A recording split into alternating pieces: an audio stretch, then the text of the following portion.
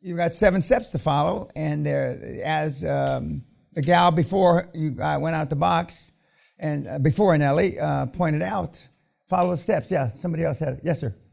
After the first good hit, I had a plan. After the good first hit, plan was gone. Oh, and I mean, in the infamous words of Mike Tyson, you know, until you get punched in the face, and having been punched in the face. Now, we didn't have anybody knocked out this time. We didn't have any preponderance of blood like we normally have. But and some of that stuff we don't show on the YouTube, you know, for a lot of obvious reasons. But I mean, it's good, and especially when you get knocked down or you fall down. Most of you fell down, didn't get knocked down, you just got to bounce up. And the guys and the gals that have been the most successful with the QLA program are the guys that bounce back. Remember, the speed bumps they're just speed bumps. They're not the fucking Grand Canyon. They're not Mount Everest. And a couple of you got clocked with some good shots, but you're not going to get clocked like that out there. It's just not going to happen. You think it's going to happen. Like you were worried about losing your money, you know, losing the money. That if you follow the steps, but the operative word is if. I should say just when, because we have not had anybody lose money that followed the steps. There was another comment. Yes, sir. You're afraid for nothing. Like until the moment you begin, you're like afraid. It's like a speed bump. You think it's really high, but once you actually start it's like automatic. And here I thought you were a goddamn volleyball player. Aren't you a volleyball player? I am. Yeah. Okay. Well, yeah. I mean, and adversity brings the best out of us. Okay. And we learn normally our best lessons through pain, which is a shitty way to learn, but we learn through pain. And that's just the way it is. And this boxing experience isn't any different. There was another comment. Okay. You did well. The guys did well. And it's quite not humorous. But when Dan Locke was here, who is most of the real trained martial artists don't box in the ring because they will revert back to their training. Okay, but Dan Locke is a trained martial artist, so he was able to refrain for just the box,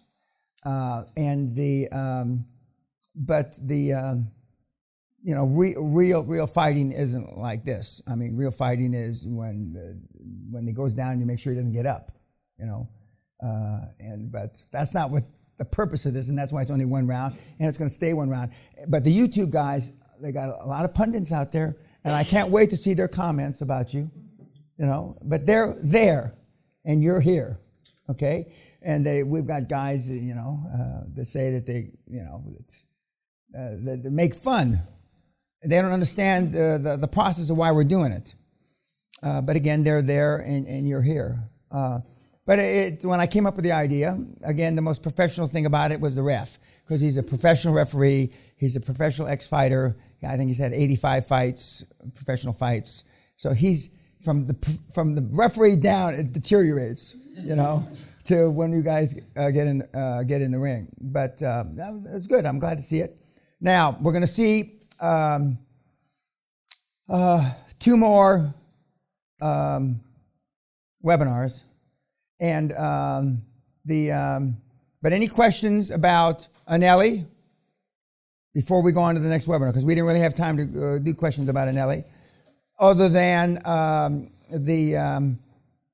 he's doing terrific. He's made, I believe, 3 acquisitions now, and as opposed to he thought he was going to cash flow, or he said he had to cash flow in 4 months.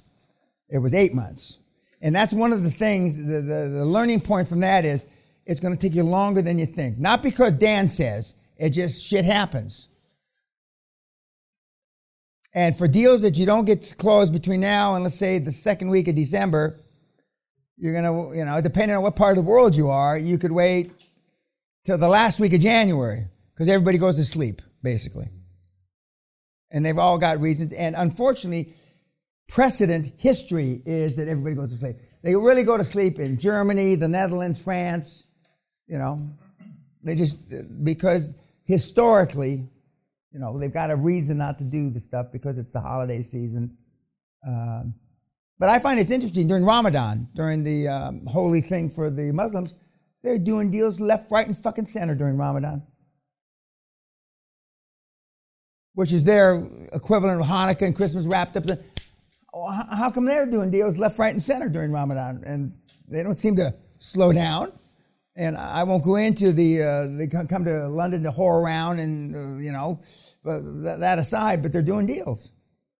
And so don't allow them to tell you that you know, if the deal is good, your professionals will work through it. And you're going to hear a couple of guys in the next couple of days, they're going to say that they forced their professionals, you know, to work during Christmas. And again, you know, I spent more Christmases or New Year's Eve doing deals in various financial centers around the world than I was home. And by the time I get home, I normally get home, depending on where I was in the world, I'd get home. If I left midnight or thereabouts on New Year's Eve, or I probably didn't really, because normally we close the deal and we drank a lot, so I'd leave on the January the 1st. I didn't get home until January 2nd or 3rd. But any questions about Anelli? And I don't think there's a word, a conglomerator. I don't know what the fuck that means, a conglomerator. But he's building a conglomerate. But I don't believe that's a real word, conglomerator. But he's doing well. He's doing very well. But it's taken longer. It's taken longer. And he was probably one of the last guys that could actually really, he had boxed professionally. So he, you know, he more or less knew what he was doing. Any questions about Anelli? Yes, sir. Just one. So obviously he's in many different industries. He's Correct. Any business he can be acquired. Well, not any, but I mean the margins. Right.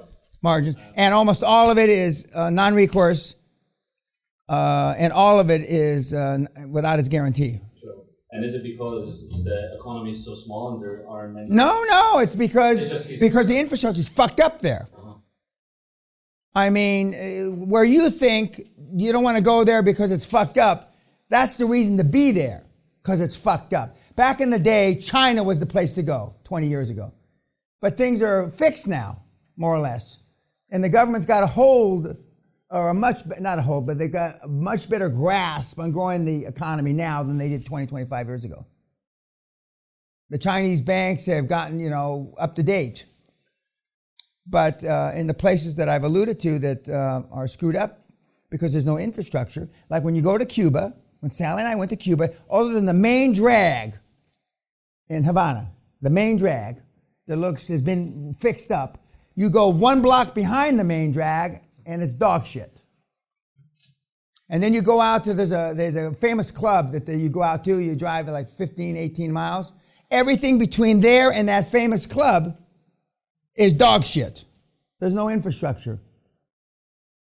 But I mean, if you speak Spanish, it's a place to go. If you're not concerned about Trump dropping the hammer and disassociating himself from Cuba, which is possible. So I don't recommend guys, unless they have a high threshold for pain, go there. But I mean, you can almost roll up anything. That's an exaggeration, but almost anything.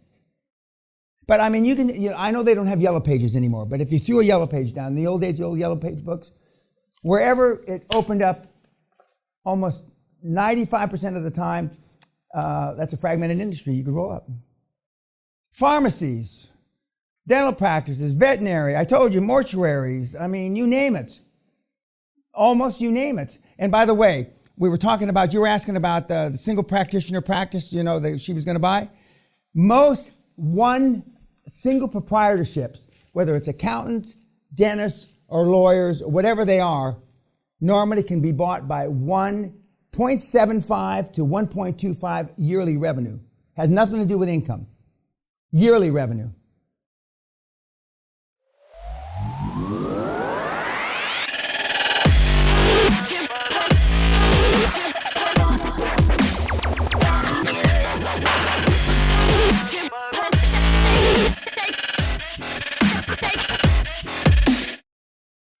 And she was buying that one for 1.1.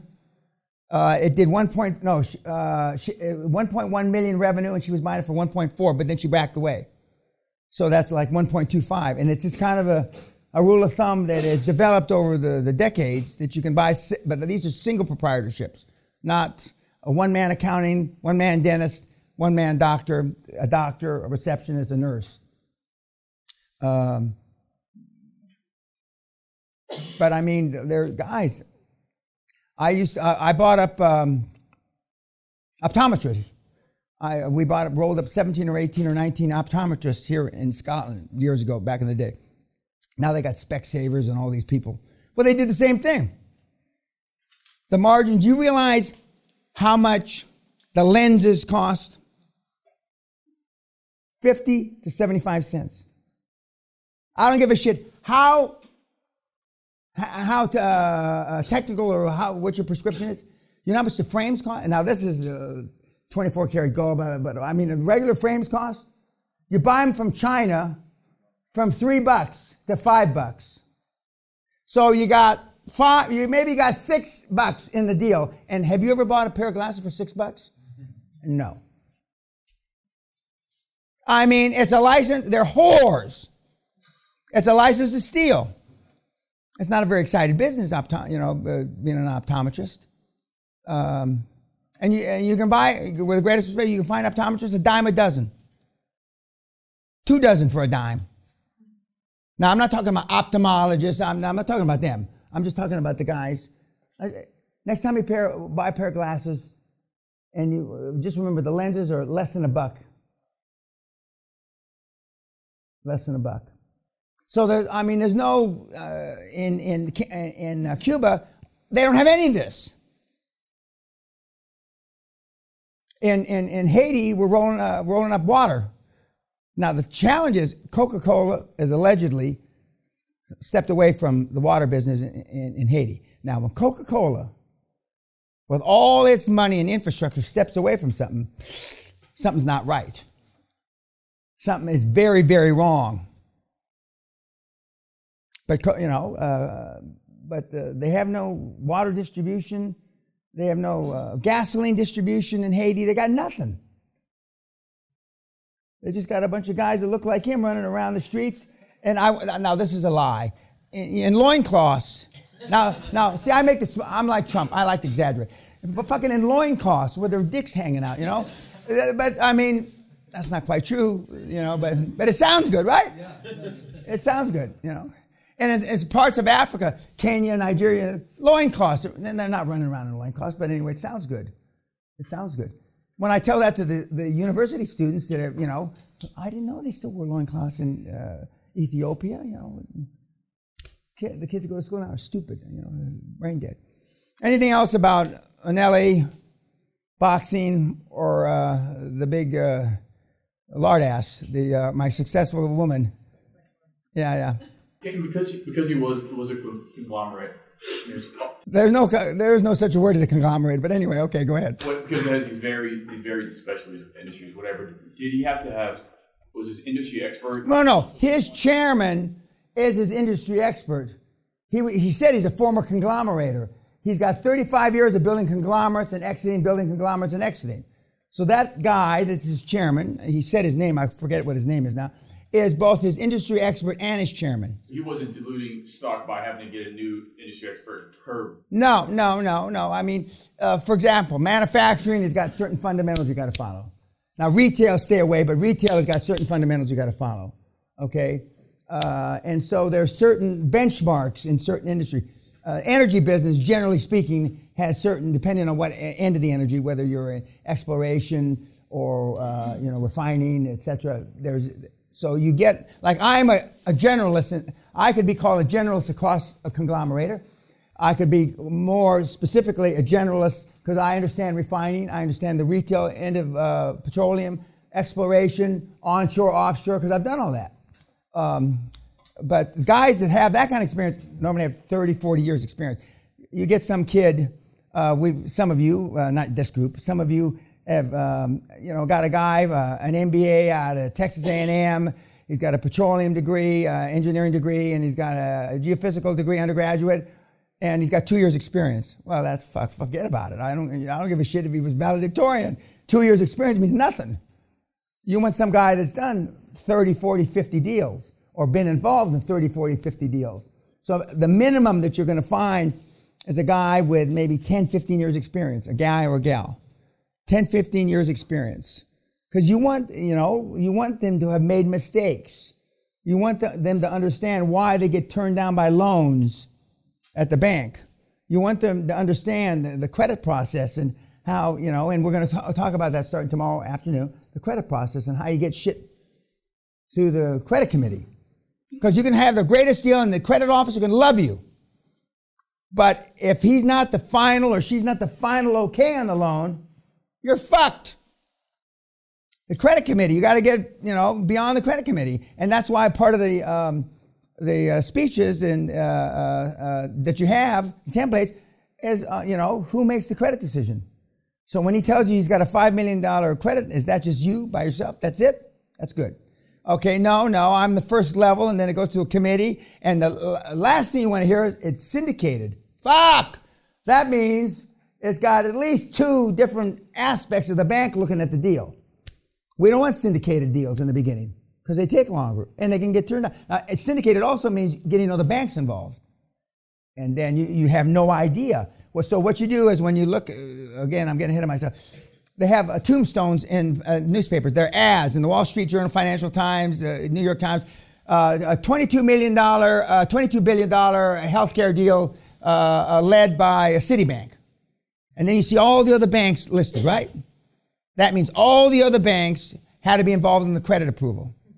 So you pick this, maybe not the bottom bank, but the second to the bottom bank. And that's West Texas National from Odessa, Texas.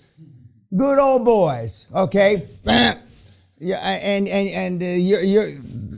your deal's in Odessa. That's the bank. That's the bank you go to talk to. That's the bank. You don't go to, the first level bank. Now, ultimately, Allah willing, you'll be dealing with those banks. But you got to get it past the credit committee. And that's why when we see the role play of Josh, where he says, what's your credit limit? And I say 25 million. It's me. I'm being the banker. And I know what you're worried about. I tell him, but I won't say that it's guaranteed when I approve it, that it's going to be approved at the $50 million level. But it's almost guaranteed. And when you've got a senior banker who's got a million years, like I pretend to be in this role playing, I mean, normally 99 times out of 100, the credit will be approved. So there's another level of approval, but you don't have to worry about all that. And this first little chicken shit deal, 1 or 2 million, you don't have to worry about that. Normally the guy or gal you're talking to will be able to approve it. And that's what you want. There's another question. Okay. YouTube, thank you.